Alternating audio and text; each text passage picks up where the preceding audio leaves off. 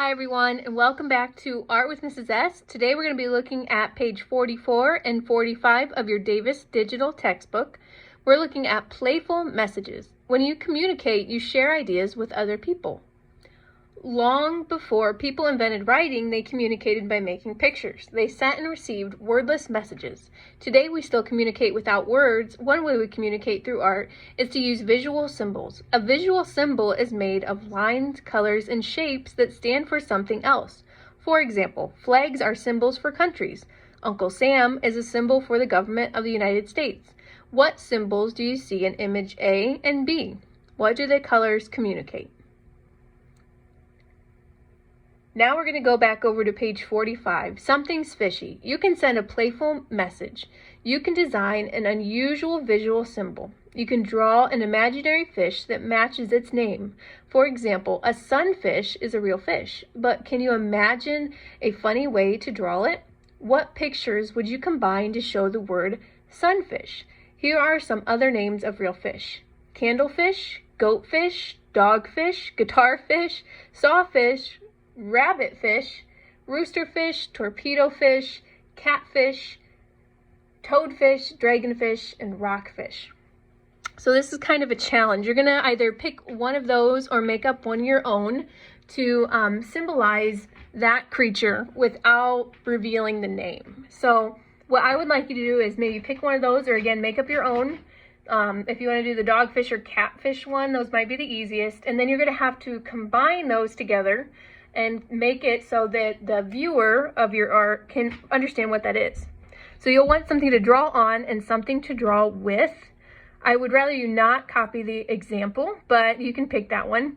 And I'm going to go ahead and start drawing part of my fish. So for example, if I choose the guitar fish, my fish might have a form that resembles a guitar. So this kind of looks like our image.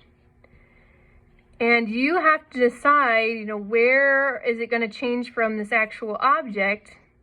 What parts are going to be more of a fish and what's going to be the actual symbol?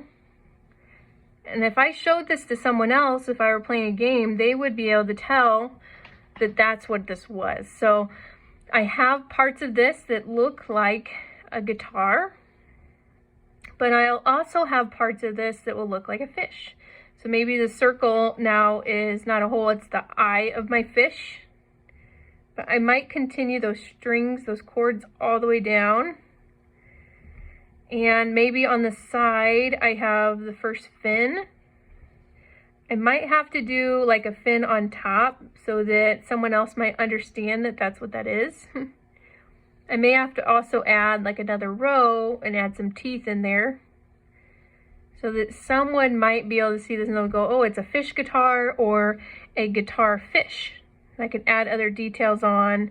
If I want to add extra fins to help out with that, that'd be good too. And of course, you can give your fish a place to live when you're done. Sometimes your place to live might help out with that. So I can even be silly and add like these music notes or music note fish kind of floating around out here. I could still add other sea creatures or seaweed or waves, whatever you want in your art. I could have fish eat another fish. It kind of depends on which ones you picked. When you're all done, when you post today, not just your first and last name and classroom teacher, if you could also post your fish, or if you kind of want to make people guess, that's fine too. But I would post my first, last name, and then I'd put guitar fish underneath. When you're done, I would also like you to add color to these, really get them looking nice. If you want to use crayon marker, color pencil, or watercolor, whatever you might have, that's fine too. Thanks for joining me today. I can't wait to see all of your wonderful creations.